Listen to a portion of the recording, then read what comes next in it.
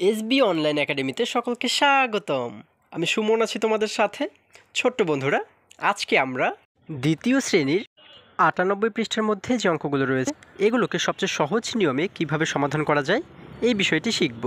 চলো তাহলে শুরু করা যাক। বন্ধুরা, আমরা যদি ৯৮ পৃষ্ঠার একদম উপরে লক্ষ্য করি, এখানে বলা হয়েছে গুণের বিনিময়। দেখো, আমরা শুরুতেই কিন্তু দুটি চিত্র এখানে দেখতে পাচ্ছি। প্রথম চিত্রের একদম বাঁ পাশে যে সারিটি রয়েছে, এখানে যদি আমরা লক্ষ্য করি, দেখো এখানে মোট কতটি ডট রয়েছে?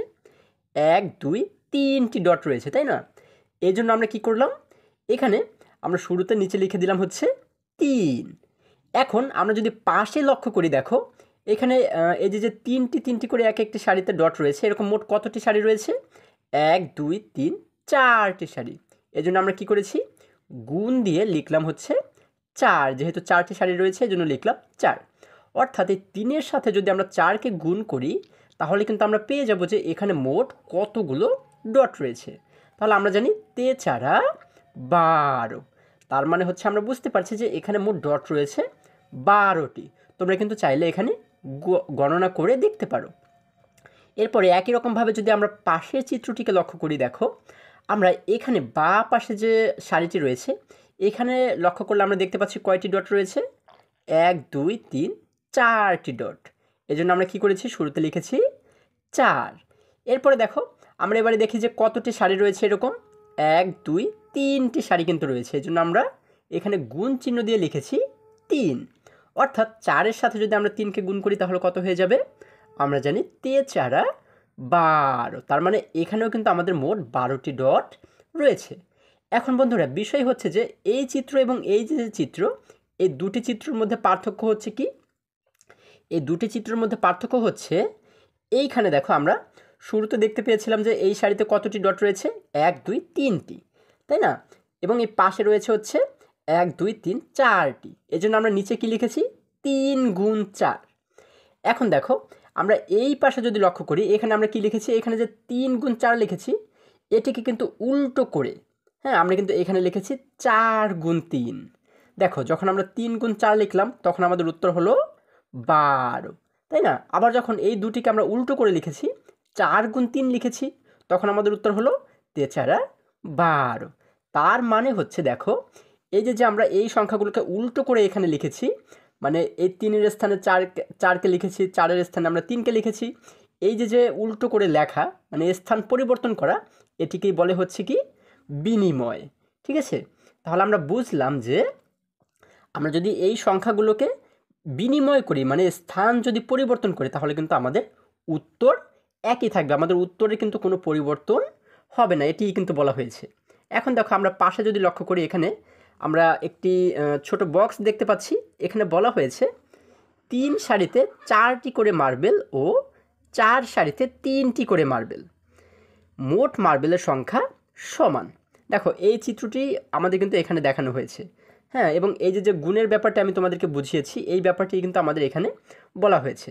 এখন দেখো আমরা যদি একটু নিচে লক্ষ্য করি, এখানে ১ নাম্বার আমাদেরকে বলা হয়েছে নিচের সংখ্যাগুলো কোন কোন সংখ্যার গুণফল। দেখো আমরা কিন্তু এখানে অনেকগুলো সংখ্যা দেখতে পাচ্ছি। আমাদের বলা হয়েছে যে এই সংখ্যাগুলো কোন কোন সংখ্যার গুণফল।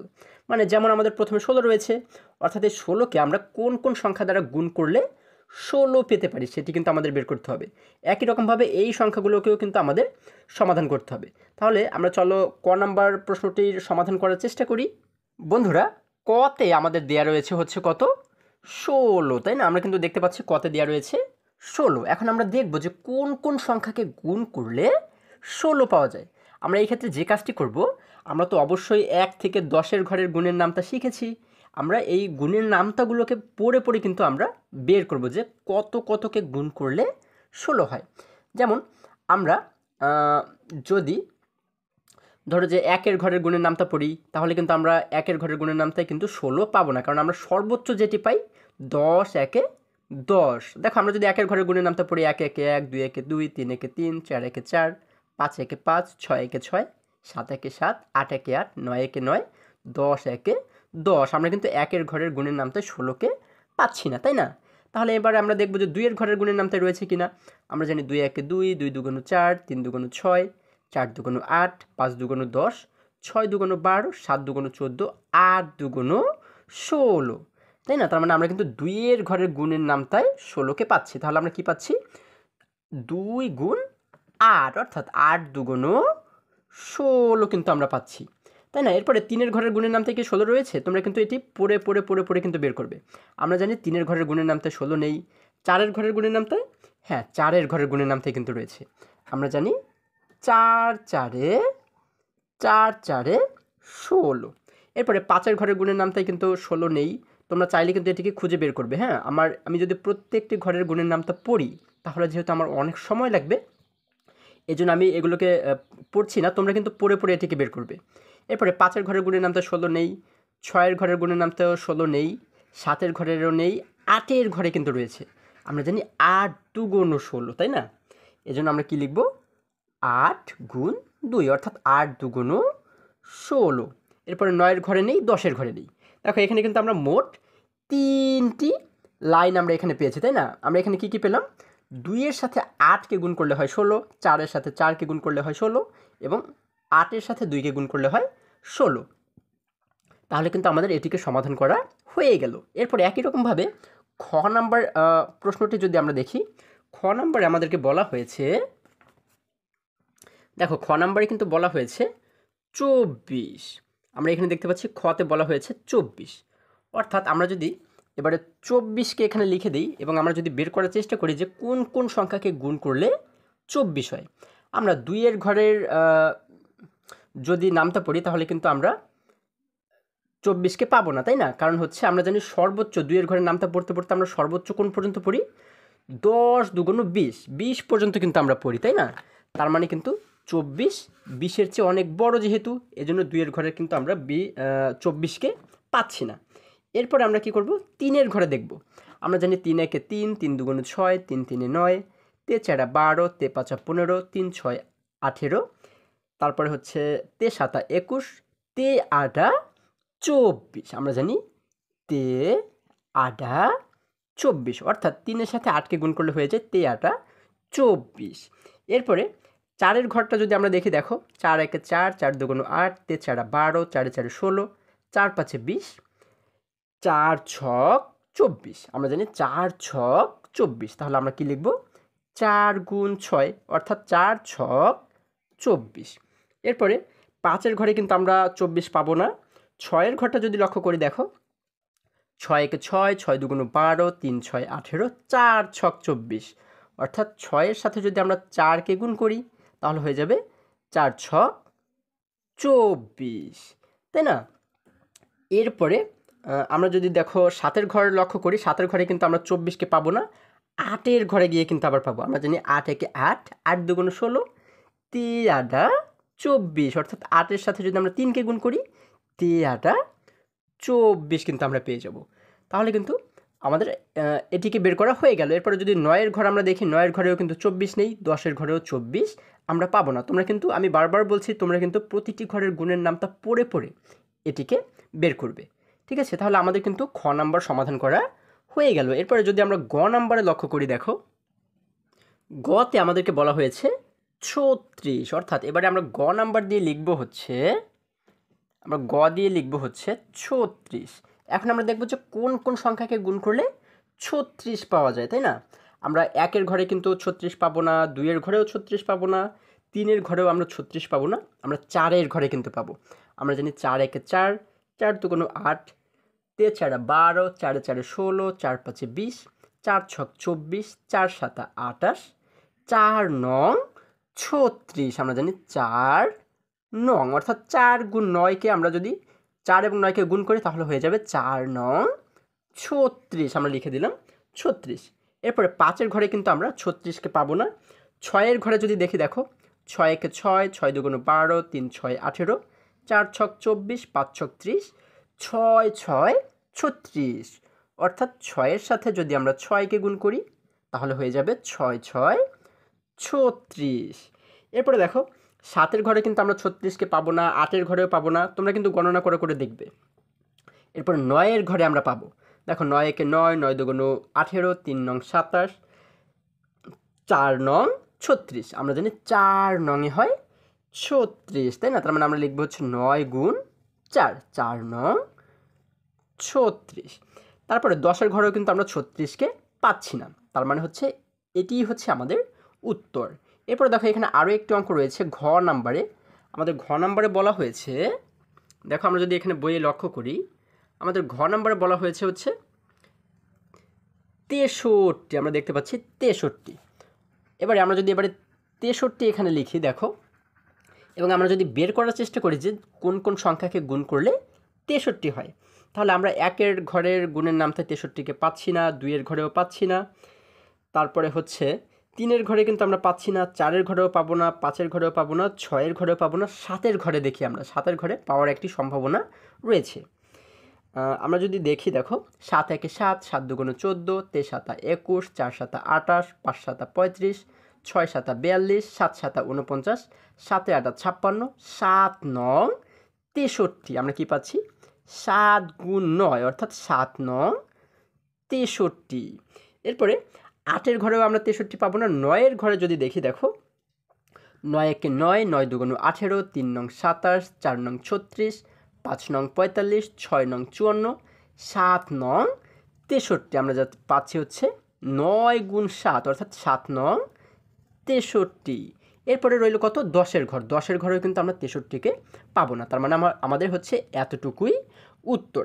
এরপরে বন্ধুরা আমাদের আরও একটি অঙ্ক এখানে রয়েছে, সেটা হচ্ছে উমো নাম্বার, তাই না? এখানে যদি আমরা লক্ষ্য করি, বইতে আমাদের এখানে বলা হয়েছে হচ্ছে 72। তাহলে আমরা এখানে যদি 72কে লিখে দিই, দেখো আমরা লিখলাম 72। এখন যদি আমরা বের করার চেষ্টা করি যে কোন কোন সংখ্যা দিয়ে গুণ করলে 72 হয়, আমরা শুরুতে কী করব? 1 থেকে শুরু করব, তাই না? আমরা জানি 1-এর ঘরে কিন্তু আমরা পাবো না, 2-এর ঘরেও পাবো না, 3-এর ঘরেও পাবো না, 4-এর ঘরেও পাবো না, 5 6 7 এর কোনোটাতেই পাবো না। 8-এর ঘরে গিয়ে কিন্তু আমাদের পাওয়ার একটি সম্ভাবনা রয়েছে। তাহলে 8-এর ঘরের গুণের নামটা যদি আমরা পড়ি, দেখো 8 একে 8, 8 দুগুণে 16, 3 আডা 24, 4 আডা 32, 5 আডা 40, 6 আডা 48, 7 আডা 56, 8 আডা 64, 8 নং 72। আমরা জানি 8 নং 72, তাই না? তাহলে আমরা কি লিখব? 8 গুণ 9 অর্থাৎ 8 নং 72। এবং এরপরে যদি আমরা 9-এর ঘরের গুণের নামটা পড়ি, 9 একে 9, 9 দুগুণে 18, 3 নং 27, 4 নং 36, 5 নং 45, 6 নং 54, 7 নং 63, 8 নং 72। আচ্ছা, এই যে 8 নং কিন্তু 72 আমরা পেয়ে যাচ্ছি, তাই না? তার মানে আমরা কি লিখব? 9 গুণ 8 অর্থাৎ 8 নং 72। তাহলে কিন্তু এটিকেও আমাদের সমাধান করা হয়ে গেল, কারণ আমরা এরপরে যদি 10-এর ঘরের গুণের নামটা দেখি, 10-এর ঘরে কিন্তু আমাদের 72 নেই, যার কারণে হচ্ছে কি এটি আমাদের উত্তর। আশা করি তোমরা সকলেই এই প্রতিটি অঙ্ক খুব সহজেই বুঝতে পেরেছো। এরপরে যদি আমরা পরবর্তী অঙ্কে চলে যাই, বন্ধুরা এখানে 2 নাম্বার আমাদেরকে বলা হয়েছে নিচের ছবি দেখে শূন্যস্থানগুলো পূরণ করি। দেখো আমরা কিন্তু নিচে কিছু ছবি দেখতে পাচ্ছি, এই ছবিগুলো দেখে দেখে এইখানে প্রতিটি ছবির নিচে যে শূন্যস্থানগুলো রয়েছে, এই শূন্যস্থানগুলো আমাদের কিন্তু পূরণ করতে হবে, এবং সঠিক যে সংখ্যা হবে সেই সংখ্যা দিয়ে কিন্তু এইগুলোকে পূরণ করতে হবে। তাহলে দেখো আমরা যদি প্রথম চিত্রটি লক্ষ্য করি, এখানে কিন্তু আমরা কিছু গ্লাস দেখতে পাচ্ছি। দেখো এইখানে এই কয়টি গ্লাসকে কিন্তু একটি দলে ভাগ করা হয়েছে, তাই না? এখানে কিন্তু আমরা দুটি দল দেখতে পাচ্ছি। এই কয়টি গ্লাসকে নিয়ে একটি দল করা হয়েছে, এবং এই কয়টি গ্লাসকে নিয়ে কিন্তু একটি দল করা হয়েছে। দেখো এই যে নিচে কিন্তু আমরা একটি দাগ দেখতে পাচ্ছি, তাই না? এটি দ্বারা কিন্তু আমাদের বোঝানো হচ্ছে যে এটি একটি দল এবং এটি একটি দল, বা এটি একটি ভাগ এবং এটি একটি ভাগ। এখন আমরা এই শূন্যস্থানটাকে কিভাবে করে পূরণ করব? আমরা এমনভাবে করে পূরণ করব যেন এইখানে এসে যে উত্তরটি হবে, হ্যাঁ, এই উত্তরটি যেন এমন উত্তর হয় যেটি এই গ্লাসের সমান হবে। অর্থাৎ এখানে যে কয়টি গ্লাস আছে, মোট যে কয়টি গ্লাস আমরা দেখতে পাচ্ছি বা যে কয়টি গ্লাস আছে এখানে, সেই উত্তরটি কিন্তু এইখানে বসবে। তাহলে এমনভাবে কিন্তু আমাদের এই শূন্যস্থানগুলোকে পূরণ করতে হবে। তাহলে দেখো আমরা শুরুতে যে কাজটি করব, এইখানে প্রথম যে খালি ঘরটি আমরা দেখতে পাচ্ছি, এখানে কি লিখব? যে আমরা সব কয়টি চিত্রের ক্ষেত্রে বা সব কয়টি প্রশ্নের ক্ষেত্রে, অঙ্কের ক্ষেত্রে আমরা একই কাজটি কিন্তু করব। হ্যাঁ, এখানে আমরা দেখতে পাচ্ছি যে এক একটি দলে, এই যে একটি দল এবং এই যে একটি দল, এই একটি দলে মোট কতটি করে গ্লাস রয়েছে? 1 2 3 4, 1 2 3 4। যেহেতু চারটি করে গ্লাস রয়েছে, এই জন্য আমরা কি করব? এই শুরুতে লিখে দেব হচ্ছে 4। এখন দেখো এরপরে একটি গুণ চিহ্ন আমরা দেখতে পাচ্ছি। এই গুণ চিহ্নের পরে এইখানে যে খালি ঘরটি দেখতে পাচ্ছি এইখানে আমরা কি লিখব? এইখানে লিখব হচ্ছে মোট কতটি দল এখানে রয়েছে। যেমন এই 4টি নিয়ে একটি দল এবং এই হচ্ছে আরেকটি দল, তাহলে মোট দল হলো কতটি? একটি, দুইটি। যেহেতু 2টি দল রয়েছে এই জন্য আমরা এখানে লিখে দেব 2। এখন দেখো আমরা দেখতে পাচ্ছি 4 গুণ 2 হয়ে গেল আমাদের, তাই না? তাহলে 4-এর সাথে 2কে গুণ করলে হয়ে যায় 4 দুগুণ 8। আমরা এখানে গুণ করে যে 8 পেলাম এই 8কে কিন্তু এই খালি ঘরে এসে লিখে দেব। তার মানে আমরা এখানে যদি লক্ষ্য করি এখানে কিন্তু মোট 8টি গ্লাস আমরা পাবো। দেখো 1 2 3 4 5 6 7 8। আমরা কিন্তু খুব সহজে এটিকে সমাধান করে ফেললাম, তাই না বন্ধুরা? এরপরে যদি পাশের চিত্রটি লক্ষ্য করি, দেখো এখানেও আমরা কিন্তু কয়েকটি গ্লাস দেখতে পাচ্ছি। এই গ্লাসগুলোকে কয়টি ভাগে ভাগ করা হয়েছে দেখো তো, কয়টি দলে ভাগ করা হয়েছে? একটি দল, 2টি দল, 3টি দল, 4টি দল। তাহলে আমরা শুরুতে দেখব যে একটি দলে কয়টি করে গ্লাস রয়েছে। আমরা দেখতে পাচ্ছি একটি দলের গ্লাস রয়েছে একটি, 2টি, একটি, 2টি, একটি, 2টি, একটি, 2টি। তার মানে 2টি 2টি 2টি 2টি করে কিন্তু গ্লাস রয়েছে। এজন্য আমরা শুরুতে কি করব? লিখব হচ্ছে 2। এখন দেখো এখানে আমরা একটু গুণ দেখতে পাচ্ছি। এরপরে যে খালি ঘরটি দেখতে পাচ্ছি এখানে আমরা কি লিখব? আমরা লিখব যে মোট কতটি দল এখানে রয়েছে, তাই না? আমরা দেখতে পাচ্ছি একটি দল, 2টি দল, 3টি দল, 4টি দল। যেহেতু 4টি দল রয়েছে এজন্য আমরা লিখে দেব 4। এখন আমরা এখানে পাচ্ছি 2 গুণ 4, অর্থাৎ 2-এর সাথে 4কে গুণ করলে হয়ে যায় 4 দুগুণ 8, তাই না? তাহলে এই 8 দ্বারা বুঝতে পারছি এখানে মোট 8টি গ্লাস কিন্তু রয়েছে। এরপরে দেখো আমরা যদি নিচের লাইনে চলে যাই এখানে আমরা কিন্তু অনেকগুলো মোমবাতি দেখতে পাচ্ছি। দেখো তাহলে আমরা দেখব যে এখানে মোট কতটি দলে এই মোমবাতিগুলোকে ভাগ করা হয়েছে। আমরা দেখতে পাচ্ছি একটি দল, 2টি দল, 3টি দল, 4টি দল, 5টি দল। এখন একটি দলে কতটি করে মোমবাতি রয়েছে? 1 2 3 4, 1 2 3 4, অর্থাৎ প্রতিটি দলে কিন্তু 4টি 4টি করে মোমবাতি রয়েছে। এজন্য আমরা কি করব? শুরুতে লিখব হচ্ছে 4। এখন আমরা দেখব হচ্ছে যে এখানে মোট কতগুলো দল রয়েছে, তাই না? একটি দল, 2টি দল, 3টি দল, 4টি দল, 5টি দল। তাহলে এখানে কত লিখে দেব? যেহেতু 5টি দল রয়েছে এজন্য লিখে দেব 5। অর্থাৎ আমরা পাচ্ছি 4 গুণ 5। তার মানে 4-এর সাথে 5কে গুণ করলে হয়ে যায় 4 5 20। আমরা এখানে লিখে দেব 20। তার মানে এখানে মোট মোমবাতি রয়েছে 20টি। দেখো এরপরে এখানে যদি লক্ষ্য করি এখানে মোট দল রয়েছে একটি দল, 2টি দল, 3টি, 4টি দল। তাহলে একটি দলে কয়টি করে মোম রয়েছে আমরা দেখি। 1 2 3 4 5, 1 2 3 4 5, অর্থাৎ 5টি করে কিন্তু মোম রয়েছে। যেহেতু একটি দলে 5টি করে মোম রয়েছে এজন্য আমরা এইখানে লিখে দেব হচ্ছে 5। এরপরে গুণ দিয়ে আমরা এবারে কি লিখব? আমরা এবারে দেখব হচ্ছে মোট কতটি দল এখানে রয়েছে। দেখো একটি দল, 2টি দল, 3টি দল, 4টি দল। যেহেতু 4টি দল এজন্য আমরা এখানে লিখে দেব 4। অর্থাৎ আমরা পাচ্ছি 5 গুণ 4। তার মানে 5-এর সাথে 4কে গুণ করলে হয়ে যায় 4 5 20। আমরা এখানে লিখে দেব 20। তাহলে কিন্তু আমাদের সমাধান করা হয়ে গেল।